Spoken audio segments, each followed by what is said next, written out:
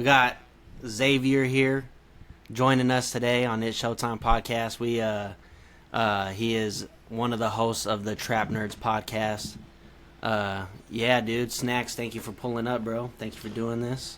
Anytime, bro. Anytime. You one of my favorite followers, or favorite people I follow on social media because you make good content. Heck yeah, bro. I appreciate that. Thank you.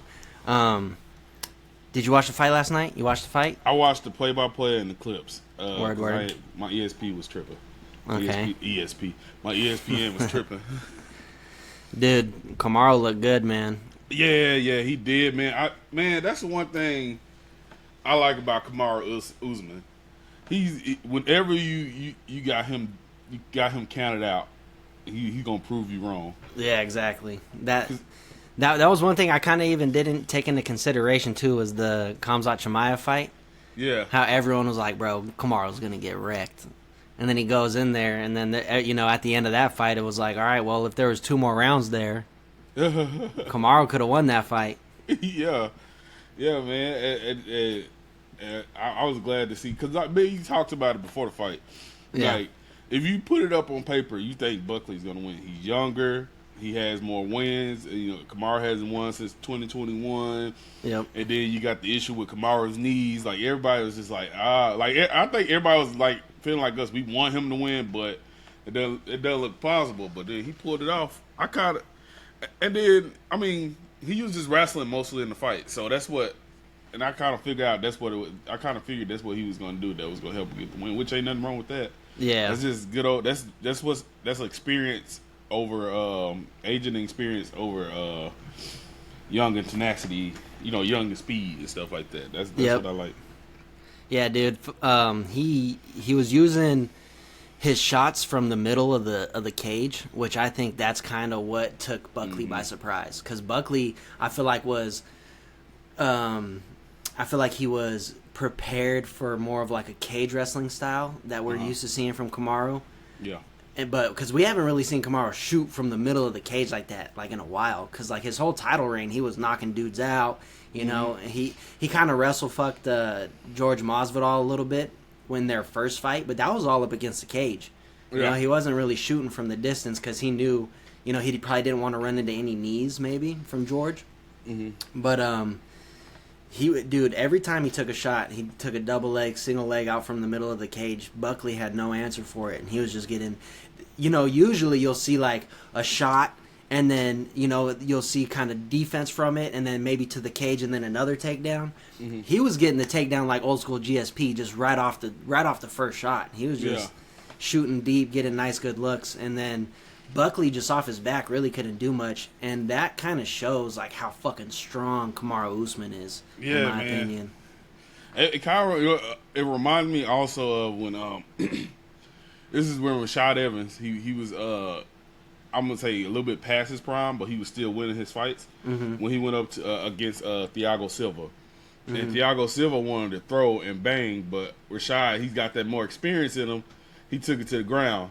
Yep. He wrestled, he to the cage and everything. That's what he won the points in that fight.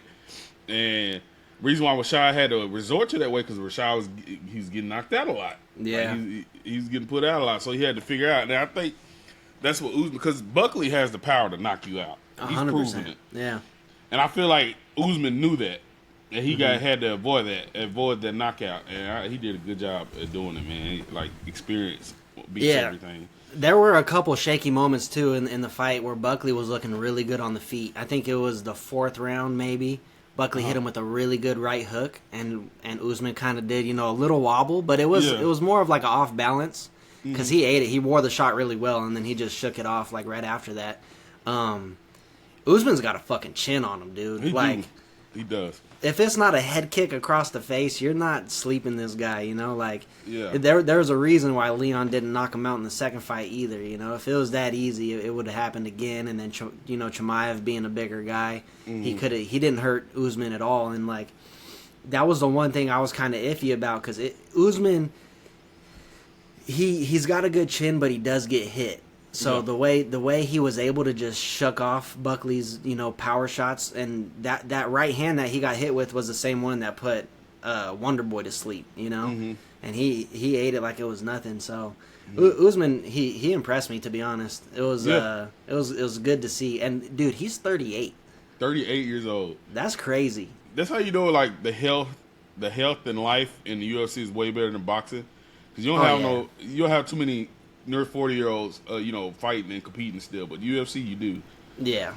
And that's one thing I do like about the UFC is that a lot of people, there is truth to it's a young man sport, 100%. But if your body doesn't have the miles on it, like we've never seen Kamaru get beat up.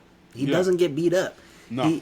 He barely gets beat if he does get beat. And then, that Leon Edwards is the only time he's really took probably that kind of brain damage ever in his entire career.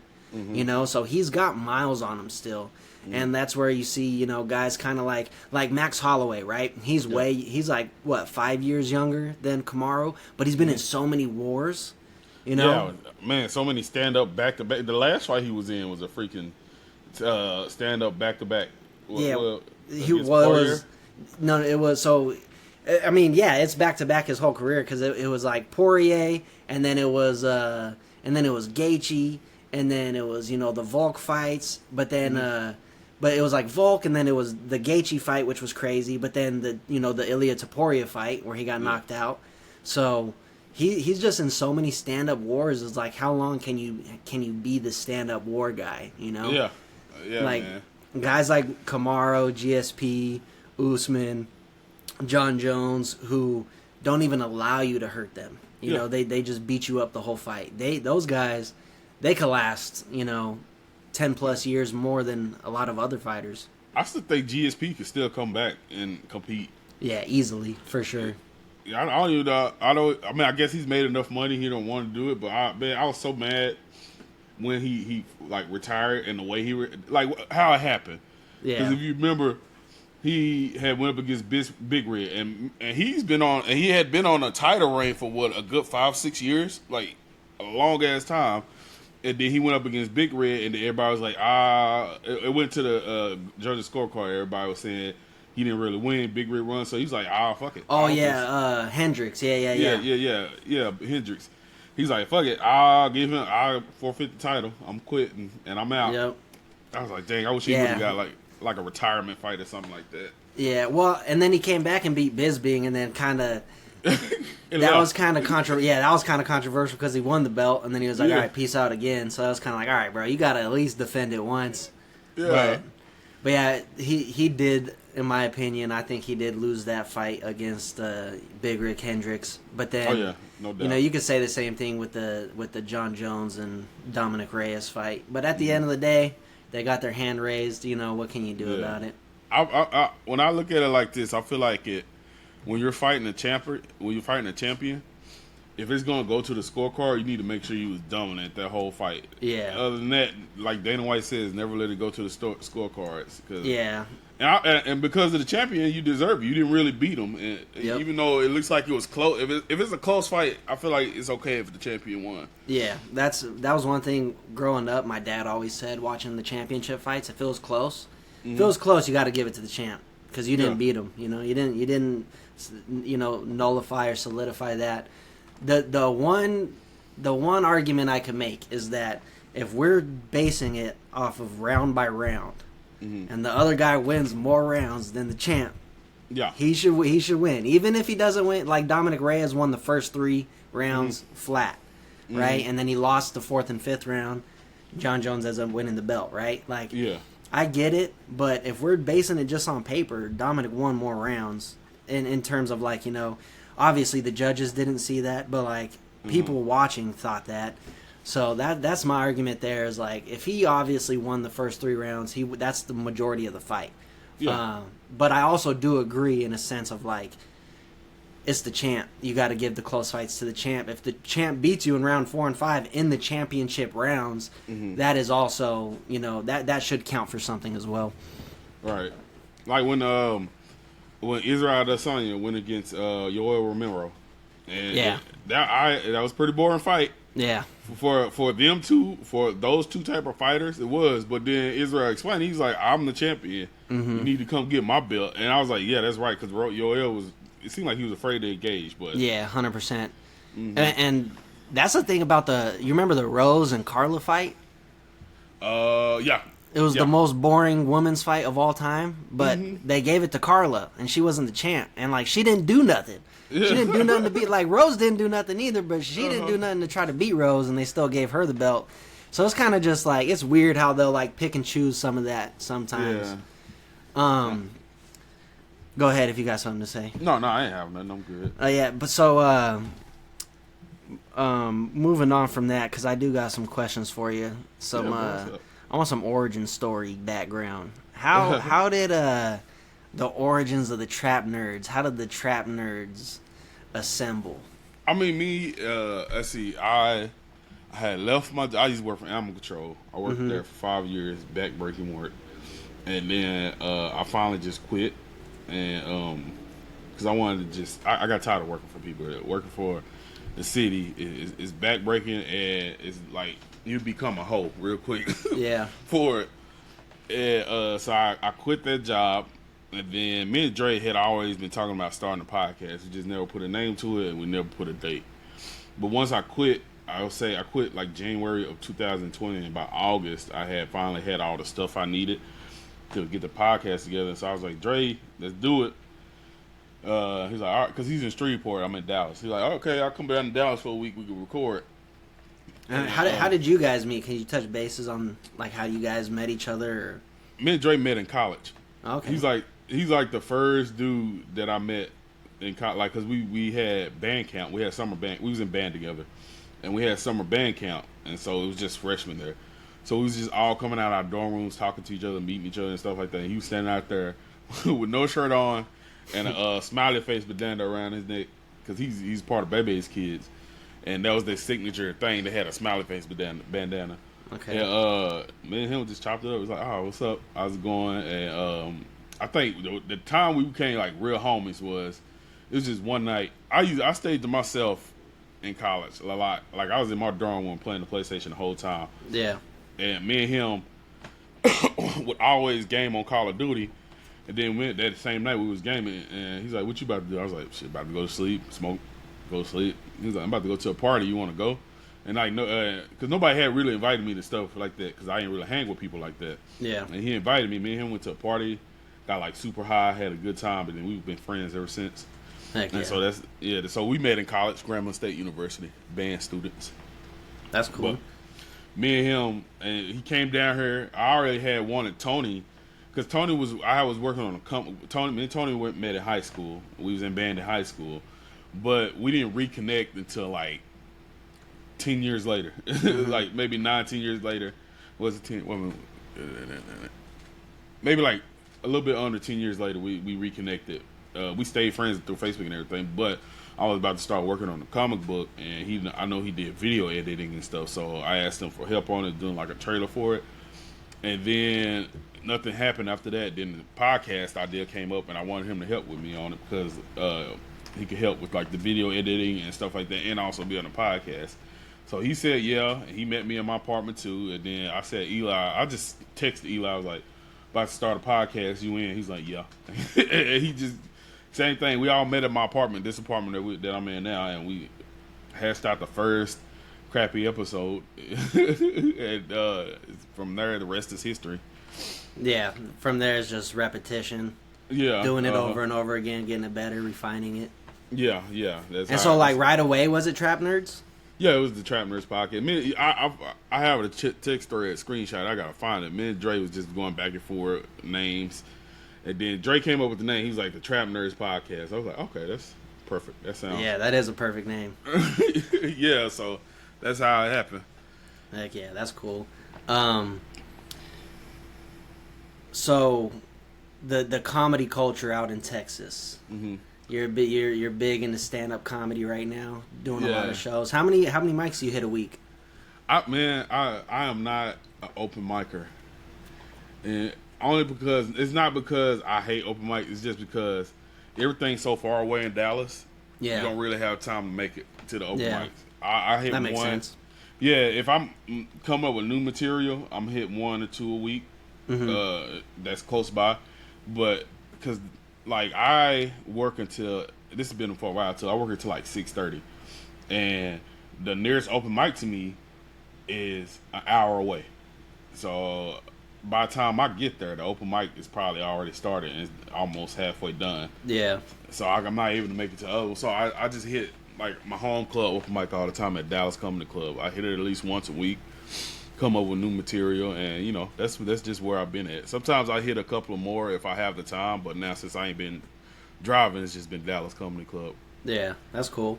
I didn't even think about, because obviously I know that in Texas a lot of things are far away from each other, but I didn't even really think about it like that. That must suck, like wanting to do more comedy, but just everything is so far from each other.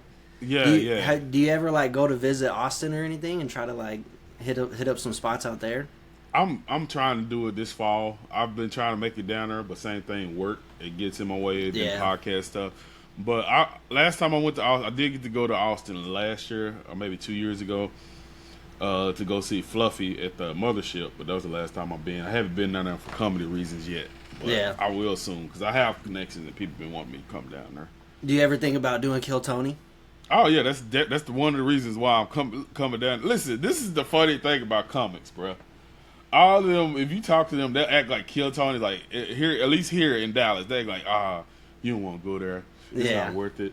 No, I don't want to do Kill Tony down there. I just want to do comedy clubs. But then if you go down there and look in the line to Kill Tony, them same motherfuckers will be waiting in line to get on Kill Tony. No, that's absurd for them to even say that. That's crazy. You're out of your damn mind. Like, that is the one platform where you could instantly overnight shit, you know? And of course, a lot of comics I hear it from, they not as good as I am. So I'm just like, in the back of my head, I was like, yeah, but you haven't killed. I'm gonna do my best to try and kill. Yeah, they're low-key kind of hating because they're scared, you know? Yeah, that's exactly what it is. But I definitely want to do it. My first time going down there.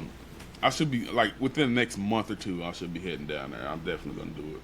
Yeah, about probably 2 years ago is when I really like started listening to Kill Tony like weekly, and that's what really got me like with the horrible comics get up and there's just like not even a punchline in their whole shit. They're just like talking. I'm like, bro, there's no way I can't do better than that. Like, there's absolutely no way. And so I'm sitting there thinking, I was like, I could come up with a minute, at least a minute, and like maybe not a full minute. But, like, I know I could say at least a couple funny things within that minute. And that's what, like, kind of got the ball rolling for me.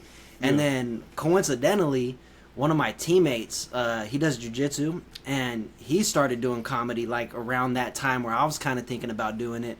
And this dude's hilarious. You would love this dude. His name's Nick Ameka. I'll send you his profile on Instagram. This dude is one of the funniest guys.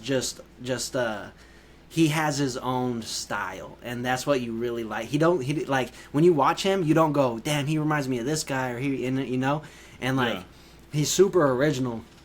And he was doing some open mics around here, and I was like, "Dude, like you gotta like take me to one day, like whenever you go to one." And so I did my first open mic with him, and then I probably did like 6 or 7, because out here in Phoenix, you could bounce around easy out here. It's not like super far from each other, but it's not super close, but it's super doable to be able to drive around and do like at least 3 a night.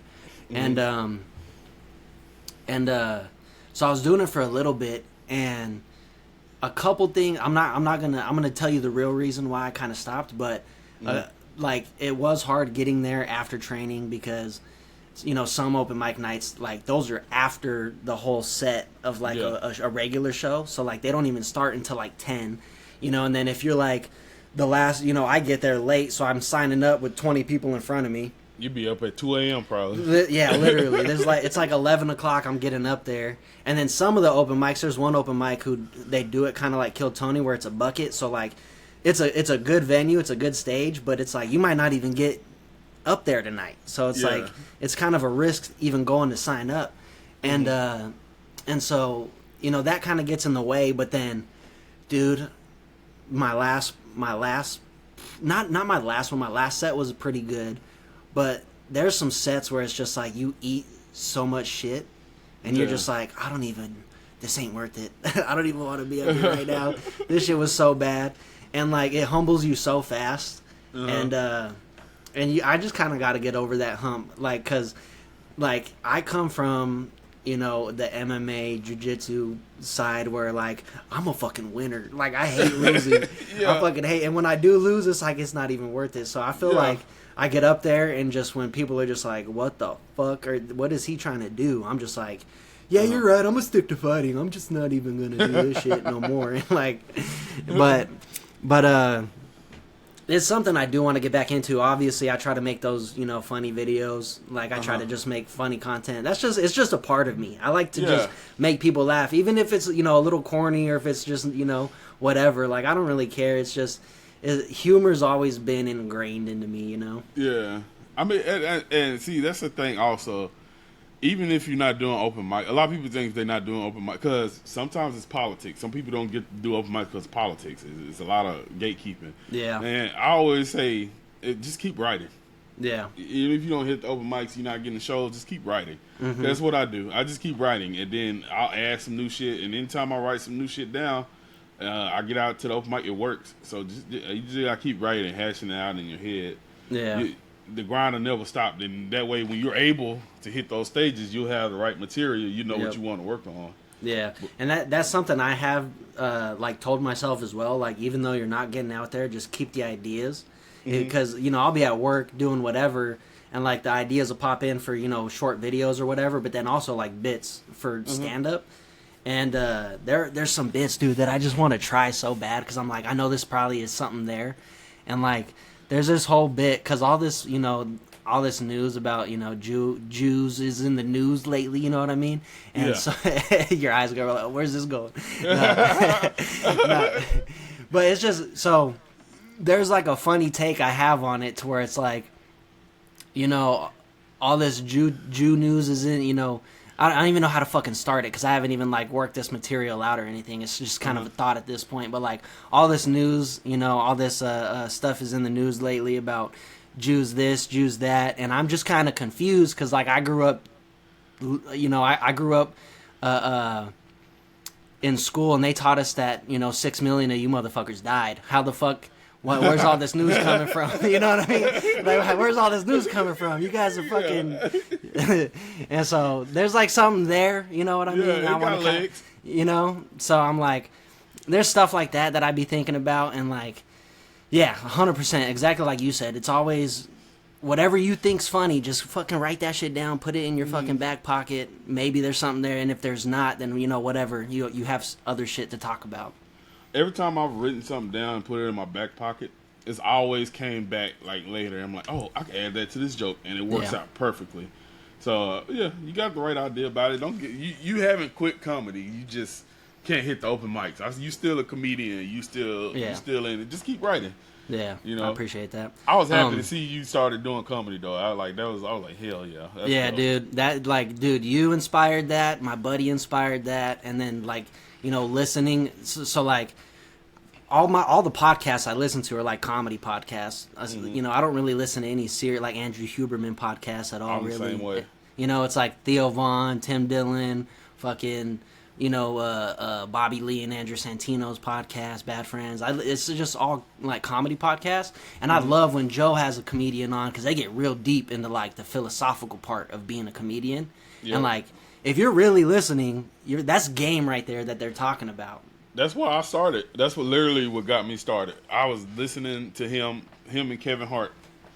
I think their first interview, and they was talking about how like you just how you got to hit open mics. If you bum, you're gonna bum. Just come up with your set. Just write. Like they literally just gave you the blueprint. Yep. Like just come up with what you want to do, then hit that open mic, and then you got it. And I literally did that, and I killed my first open mic.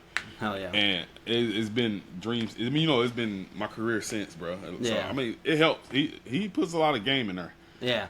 And that's the thing about Kill Tony, too. Like, it's a lot of making fun of people, but there's a lot of game that Tony Hinchcliffe subtly puts out there about, like, trimming the fat on jokes. When he's like, bro, you had some funny shit, but you added so much extra words. You got to trim the fat. Just get to the funny. Like Joe says that, too. Like, just... Fuck all the other bullshit. Just whatever's funny, get to that point as fast as possible. Make it make sense, and that's all you need.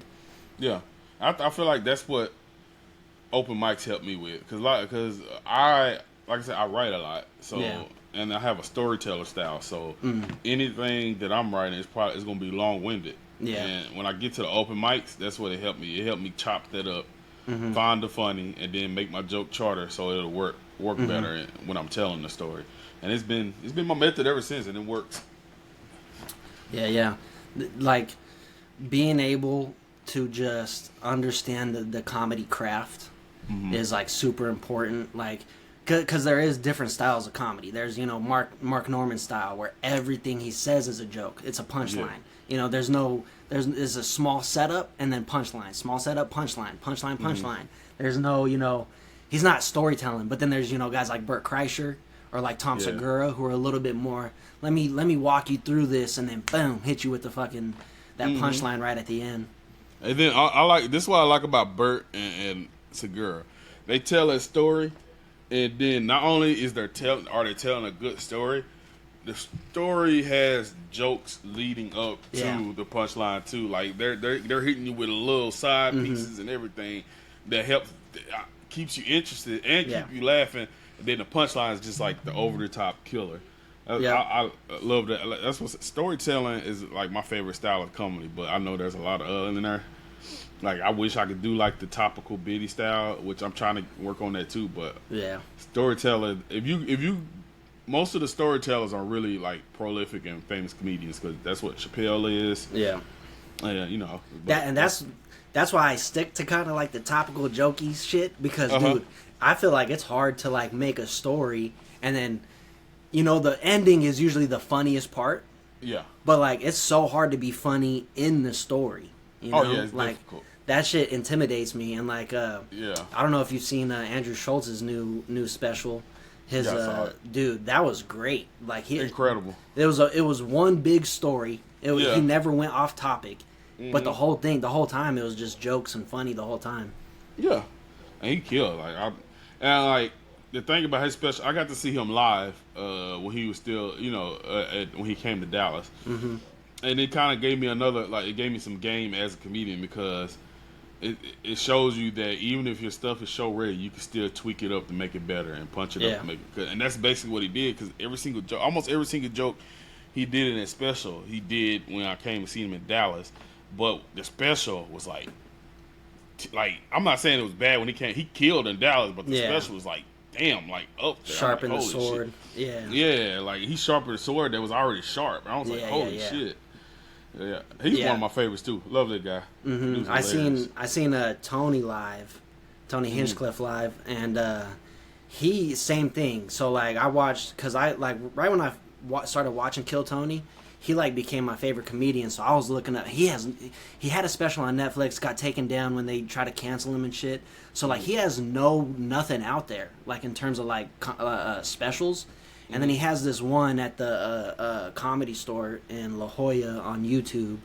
And so what I noticed is that, because when I started doing comedy, like doing the stand-up, I was like, in my head, I put it in my head, I was like, I gotta have new material every time I go out there.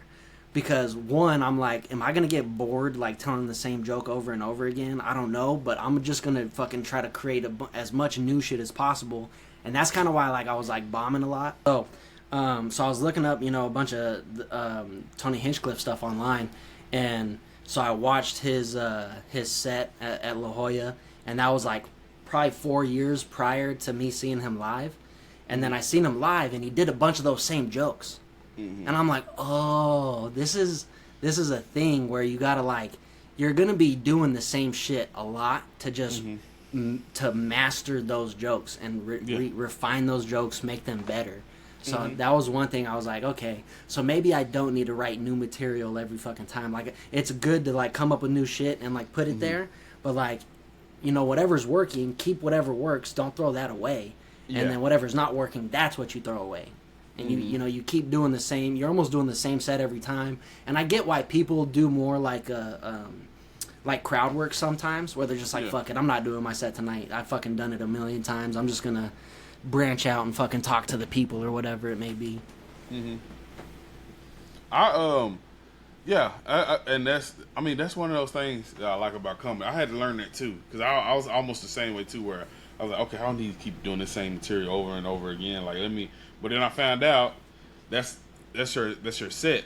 You gotta work that out. Yeah. Especially, I also didn't know how hard it was to get an hour of material. People be on comics like, when you gonna come out with a new special? I'm like, bro, you know how hard it is to get an hour of material. It took me 2 years to get an hour of material, bro. Yeah.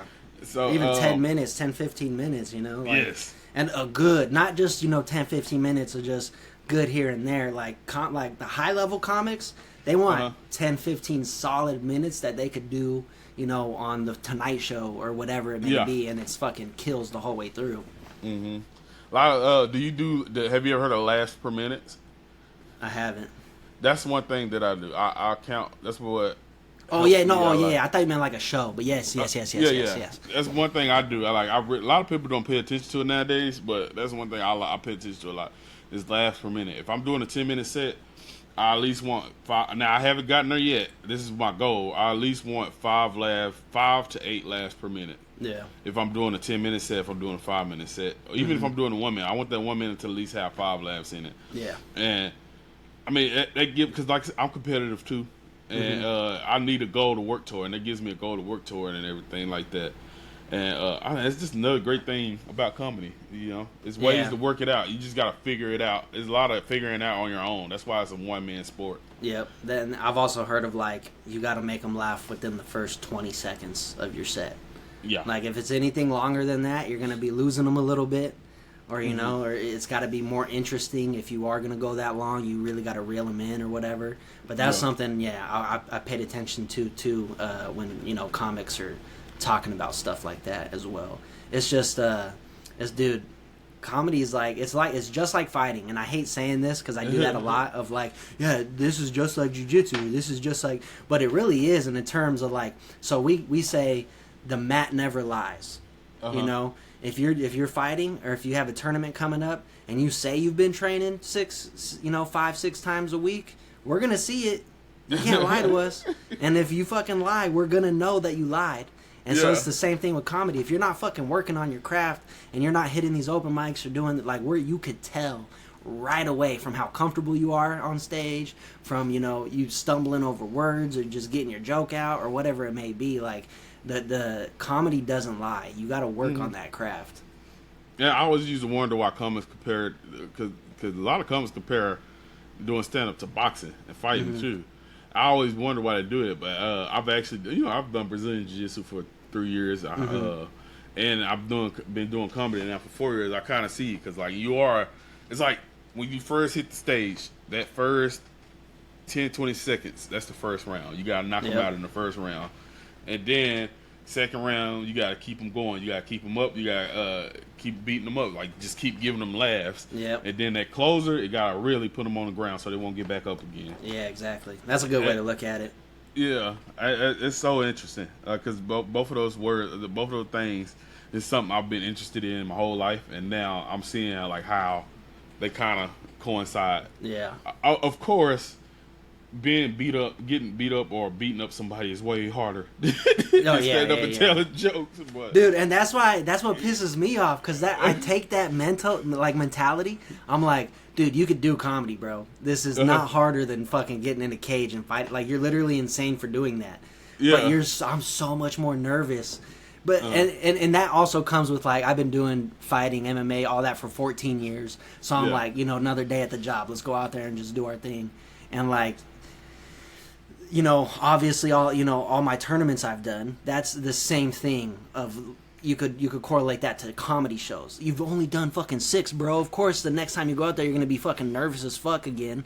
You know, so it's I just got to get over that hump of dude, don't fucking be afraid of going out there. Don't be afraid of fucking, just not getting any laughs the whole set. I was really proud of myself one time. I was having a rough set, and I was starting with new material, and I was kind of doing a little bit of offensive jokes.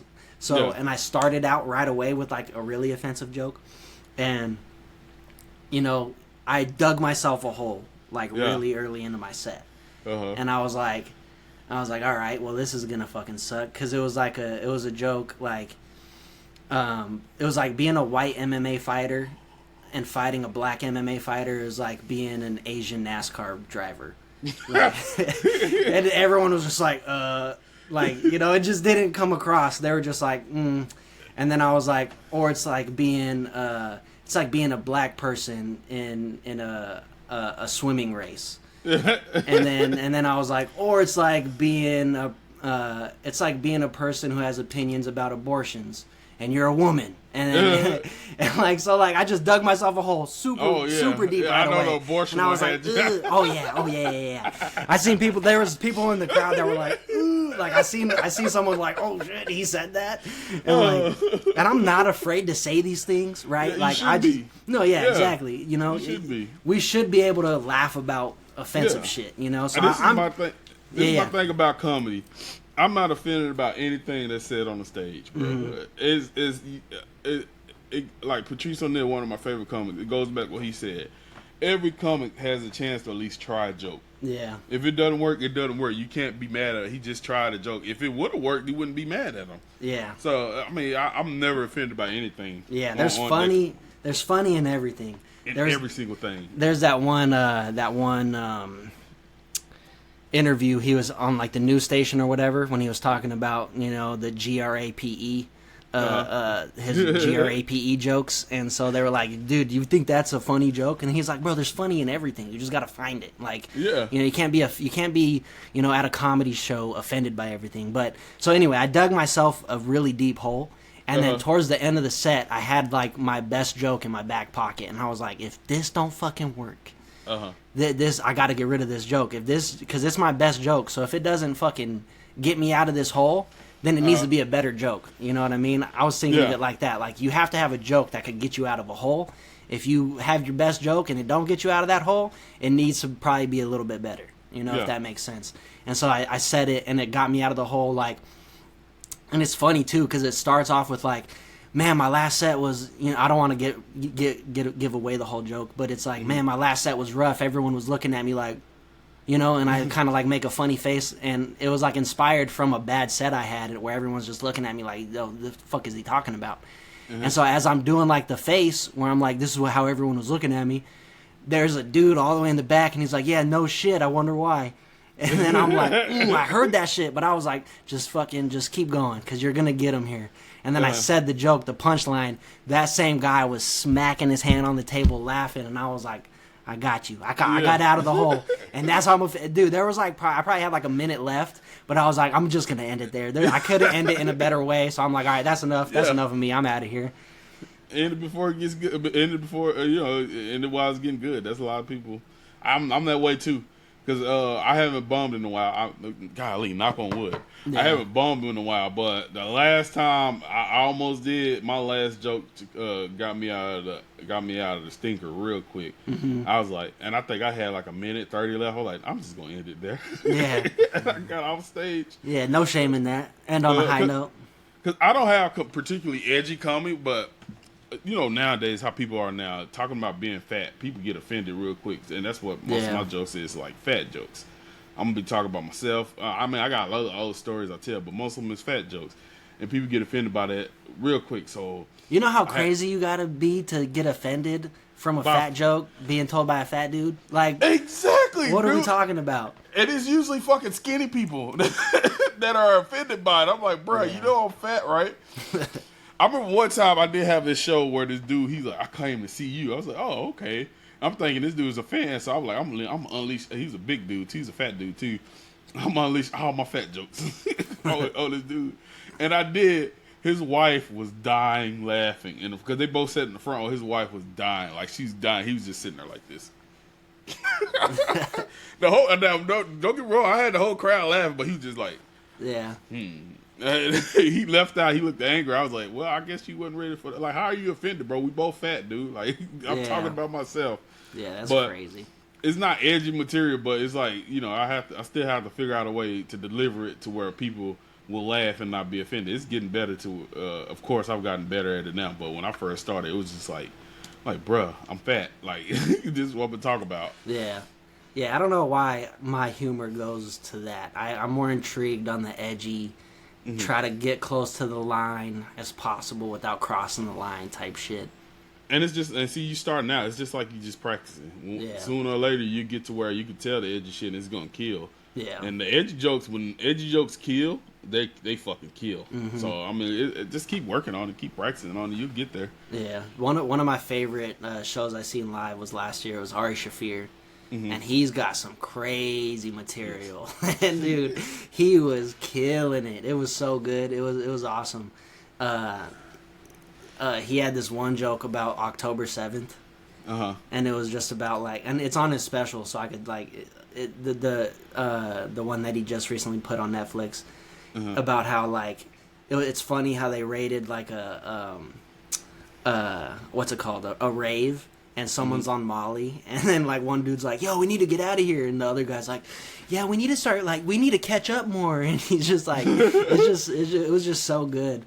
But yeah, dude, do you see yourself, or have you ever wanted to be like a comedic actor?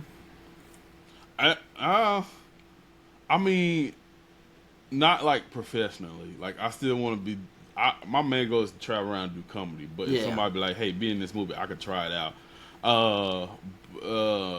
I'm more along. I like to write. Like, I want to write the funny shit. You know what I'm saying? You know, I want to be behind the camera in that aspect. Yeah. But I do have a lot of respect for comedic acting. I believe that the best actors are good at doing comedic acting, and like, of course, Jim Carrey. What's his name? Bruce Willis. He's a comedian. No, not Bruce Willis. Michael Keaton. He was a comedian first, and now he's an incredible actor. I believe that. So I've always wanted to try it out. It's something that I would try, but not something that I'd make a professional career out of. Yeah. I asked that because right now we're seeing a big wave of like all the comedians that are like killing it right now, especially like all the ones that are in Austin. You know, like Tires, right? Shane Gillis, O'Brien, fucking, you know, Schultz, Tommy Pope, you know, Stavi's in it. They have like all the stand-up comedians that they all hang out with. And then you got Tom Segura's new Netflix thing that he did, and then Burt Kreischer did his movie, and then Theo Von's doing a movie. You know, so like all the comedians that we're like listening to nowadays that are like taking over right now, they're like all dipping their toes in the, you know, the acting world. And I like that because to be honest, like comedy movies, funny movies, like comedic movies has kind of lacked a lot. Like it's kind of like declined a lot, and it's because they stopped giving it. They stopped giving the rights to comedians to be able to be funny. They started putting too many restrictions on it. Yeah. You know, like the Wayans. The Wayans came up with some of the most funniest, edgiest shit ever, but it was hilarious. And stuff like that, they started to try and you know, police and take away. And I feel like now that's what we need. We need all our favorite comics that are doing comedy now to put more work into like making movies and TV shows and shit, because that's what's gonna make it funny. Because a lot of these people are just writers and execs that don't know how to be funny. And it's kind of annoying, and that's why our comedies are failing nowadays. Yeah, they're kind of writing for a particular person. They're writing for a particular audience rather than the comedic audience, like people like us that enjoy comedy, all sorts of comedy, you know. And like Step Brothers was like the last of a dying breed, and then you know, Wayans, the haunted house movies were like the last of its, you know, dying breed. And like, and you could even tell because the scary movies, they started getting like less funny, you know, like Scary Movie 6 or whatever. It's like, all right, I see what you're trying to do. It's not there though, and you're trying to like recapture some kind of lightning in a bottle, but it's definitely not the same movie as Scary Movie 1 through 4, you know? Right. Yeah, and then I hope we could get back to where comedic writing and comedic acting could get there, to where we can put that shit, because comedic, I feel like if it's gonna be a movie that's comedic, it gotta have edgy shit in it. It gotta have the edgy comedy in it, and it gotta be hilarious. Like The Hangover. Yeah. Like The Hangover, like movies like The Machine was good. Like it pushed the limit like that, bro. Yeah. And I feel like it's getting back to that, and I hope it does get to where we can get like good movies, because the 90s and the early 2000s had some really good comedic shit, bro. Yeah. I watch Rush Hour and Money Talks, bro, all the time, because hilarity, bro. Yeah. And it's racist. It's racist as hell, but it's hilarious. Yeah, dude. And like all the comedies like that, Ice Cube, Mike Epps, Cat Williams, all those comedy movies that they were in, that they starred in, those are some of the funniest comedy movies of all time. Mm-hmm. Like, and see, they're doing a new Friday, and I really don't want them to do it because I know it's not going to live up. Yeah, and that's the thing though, because like I've been seeing that for the past I don't know, I want to say like since I was in high school, I've seen like they're making a new Friday movie, and it's just like, when the fuck is that coming out? Because I've been hearing about this for years. So High school actually confirmed it, so okay. We'll be getting it soon, but I'm kind of scared for it. Yeah, it's gonna suck because I don't even think Smokey's gonna be in it. Mm-hmm. I mean, if Chris Tucker needs the money, he might. Yeah, true. But I don't think he does. True. He is doing it because Chris Tucker was always a person that didn't do sequels, but he's about to do his 4th Rush Hour. So, if he's another comedic actor that's incredible at doing it on screen. They're making another Rush Hour. Yeah. Those fools are so old, especially Jackie Chan. What the hell? Did you see him in Karate Kid? How older he's got? Yeah, that's what I'm saying. Like he's like that much older. Yeah, but we'll see. Man, I that's one I can't wait to see because if Brett Ratner, he's did all the Rush Hour movies. He did a lot of things that Chris Tucker was in. He's a really good creator in comedy movies, only because he lets comics work. Like he lets comics be comics in their movies. Like when Chris Tucker did the first Rush Hour, Brett Ratner seen Chris Tucker do his comedy, like do his bit, like his Michael Jackson bit, and he's like, do that in the movie. And he did it. Like in the first scene, he did the Michael Jackson thing in the movie when he shot the car. Yeah. And that's what you got to do when you have an actual comic in your movie. You're not there to tell them what to do. They're there to make it funnier. So you don't need to tell them what to do. Yeah, you can't tell a comic how to be funny. Right. They're there to tell you, like, hey, this is funny. And that's what people need to get back to, but you got too many egos in the industry. Yeah. That's why. Yeah, I've always wanted to be like a comedic actor, but for something like a Tires. Where, like, it's just dumb jokes, Yeah. Where it's, like, The Office, like, satire kind of jokes. I love Jim Carrey, but I don't think I could get as goofy as Jim Carrey could get. You know what I mean? Yeah, I mean, maybe like something like Dumb and Dumber, where you're just like, where the jokes are just actually just so brain dead dumb, but they're so hilarious. Maybe something like that, but not anything that's kind of like a serious comedy movie, like kind of like things that Seth Rogen does, I guess. Yeah. I really like Will Ferrell and like that Step Brothers and the other guys kind of humor. That's like my favorite kind of humor right there. Mine's too. Anything like that, anything Judd Apatow does is like, because he makes good comedy. I don't know if that's a man or a woman, but they make good comedy movies. Like 40-Year-Old Virgin. Yeah. Zack and Miri Make a Porno. A lot of movies. A lot of movies Seth Rogen and Adam Sandler did and Judd Apatow done. So yeah, that's my kind of humor too. Fucking Superbad. Yeah.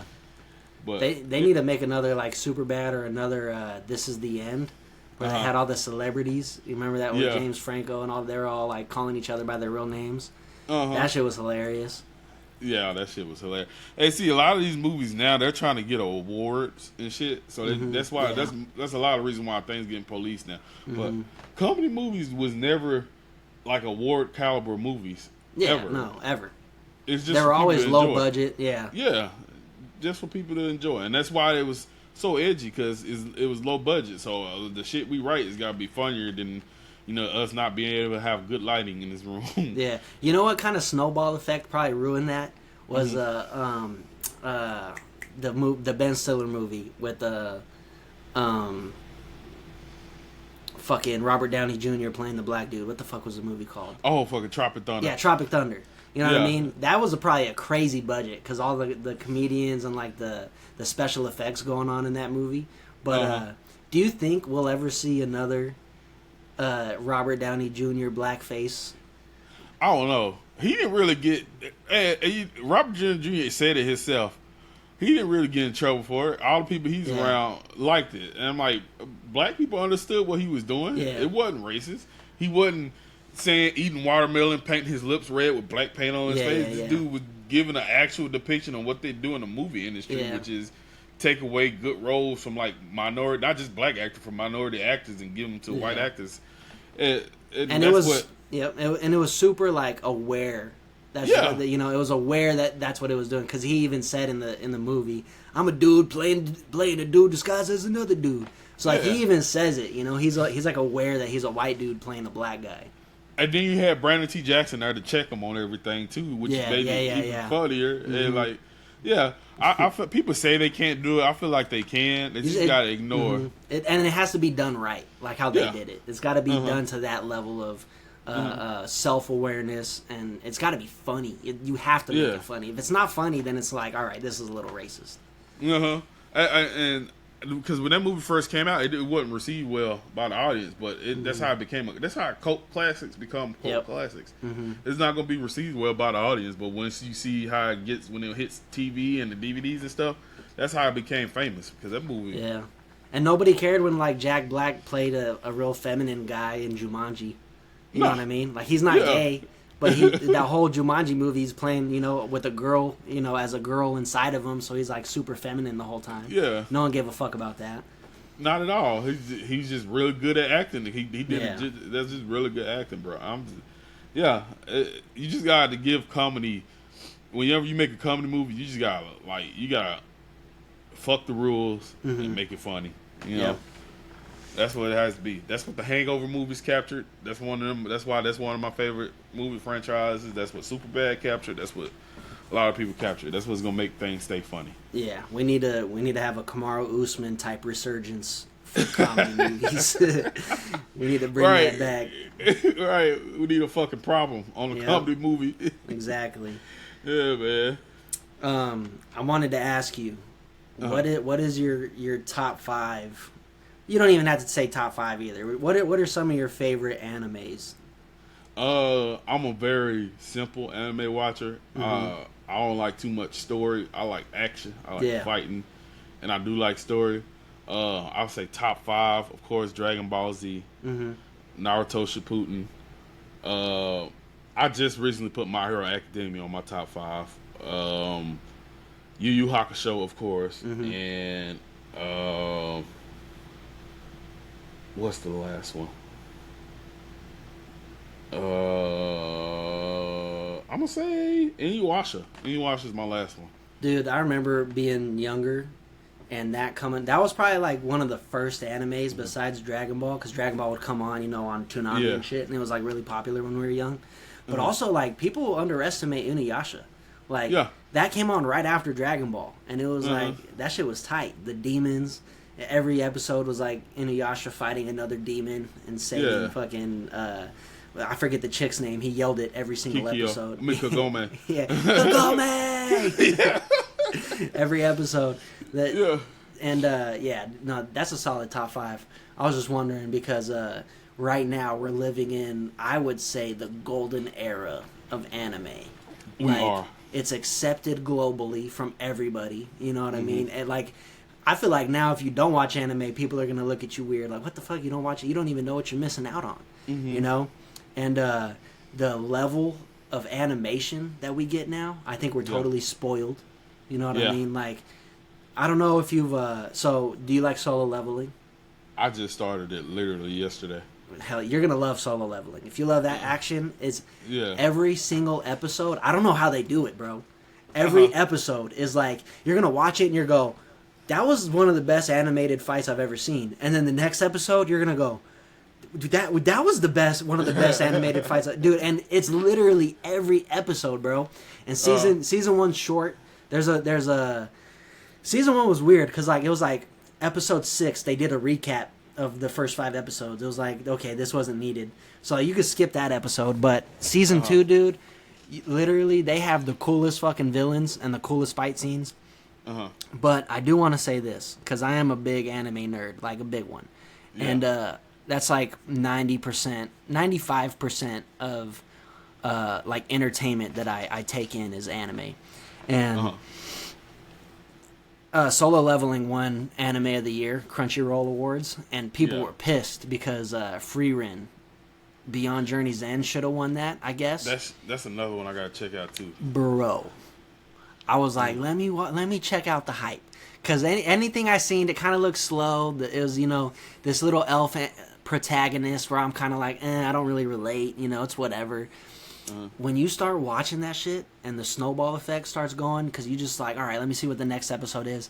I will say this: it starts off slow, episodes 1 through 6, and see, that's what'll get me. Like, exactly, I'll stop watching. Exactly. I had to try to watch it like 3 times. I kept falling asleep like each episode. It was like my comfort anime where I'm like, all right, I'm gonna take a nap. I'm gonna put on Free Run. But once you hit a certain point, and it's early, it's not like it takes, it's not like One Piece where people are like, just wait until episode 50, and which I kind of argue against. I'm like, man, I fucked with One Piece off the rip. So, but dude, Free Run, dude, that shit, I'm telling you, is probably the most beautiful anime. Each episode is movie tier like animation quality. Really? Like, dude, when there's scenes of like there'll be a scene of like, someone's point of view and their hand goes out and they're like pointing in a direction. The hand is so smooth. There's scenes where like, someone's taking off their coat or putting on their coat, and it's just like the smoothest anime I've ever seen in terms of a show. Like they don't take their time in any other anime to make it look this good. And like, dude, it looks so good. The story, right now where I'm at, I think I'm on episode 13. Dude, the story is like got me hooked now. I'm all the way in there, and there's like fight scenes throughout, but they're small and brief because it's a lot of world building fight scenes. So it's kind of like just showing you what the main characters can do, and then around episode 10, 11, then there's like the first real like we're fighting some like real demons here, and like we really gotta. How are we gonna beat these guys? They're showing they're pushing back against the main characters, and I do gotta say, after I'm just 13 episodes in, there's still like, I don't know, 20 or 30 episodes. I can see how people are pissed about Solo Leveling winning Anime of the Year, because I don't disagree with it, because I thought Solo Leveling was amazing, but watching Free Run, it's a totally different experience watching, because the animation is just fucking beautiful. And it's like, it's weird to say it, because like, you just don't see this level of animation on a show. Yeah. It's like this is movie quality smoothness. It's insane. I gotta check it out. I literally got it because we did like in recent episode we recorded Saturday. We did the anime awards, and that's like Free Run and freaking Solo Leveling was 2 things. It's like you gotta watch it. It's easy. Like it seems like it's up my alley. So I'm gonna check that out too. Yeah, dude, it's good. Like I said, at first you kind of get like I don't know about this one, but just once you start watching it, each episode after, take 1 episode a day, because it is slow at first. So you just gotta, watch 1 episode a day. By the end of the week, you're like, all right, I gotta watch a couple episodes a day now, because this shit is it's getting good. But yeah, I do think right now, and Free Run is what really solidifies that for me. We're living in like the golden age of anime right now. Like we are. Top tier. I can't wait, and I feel like. I can't wait for like, and I'm not trying to race bait, but I can't wait for like black anime to make its comeback, because I feel like now that we're in the golden age, like not just Boondocks, not just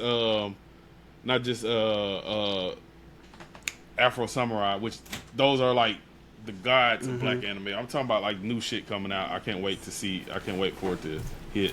And 100%, the Afro Samurai is 100% one of my favorite animes of all time. That shit is so good. I wish they would like remaster that and like bring that back.